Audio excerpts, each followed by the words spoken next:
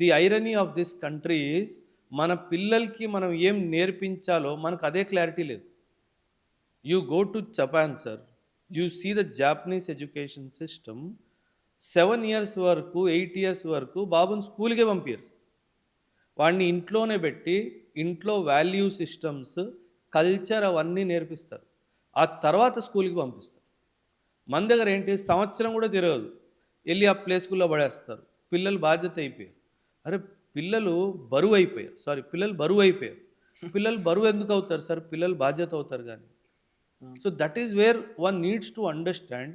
నాకు ఉద్యోగం చేయాలి అని చెప్పేసి, నేను ఉద్యోగం చేయాలి అని చెప్పేసి ఒక తల్లి సంవత్సరం కానీ పిల్లోడిని ప్లే స్కూల్లో పడేస్తుంది సార్. అవును. మరి ఆ పిల్లోడు కూడా కన్ఫ్యూజ్ అయిపోతాడు సార్.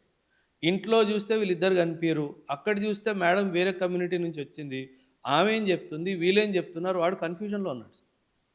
అంటే బిఫోర్ వాడు mind develops to think positively, వాడు మైండ్ అంతా క్లటర్ అయిపోయింది. So this is where we need to be very careful. Sir joint family systems వల్ల ప్రాబ్లమ్స్ ఉండేవి, నేను కాదనట్లేదు, కానీ దానివల్ల చాలా పెద్ద సోషల్ సెక్యూరిటీ నెట్ కూడా ఉండేది. గ్రాండ్ పేరెంట్స్ ఇంట్లో ఉండడము, బాబాయ్ ఇంట్లో ఉండడము, అదేవిధంగా పెదనాన్న ఇంట్లో ఉండడము, ఇదన్నీ ఒకే ఇంట్లో జరిగేవి కాబట్టి ఆ బాండింగ్ చాలా స్ట్రాంగ్గా ఉండేది సార్. ఆ బాండింగ్ అంతా నాశనం అయిపోయింది సార్. మీరు న్యూక్లియర్ ఫ్యామిలీ అన్నారు, ఇప్పుడు సబ్ న్యూక్లియర్ ఫ్యామిలీ అయిపోయింది.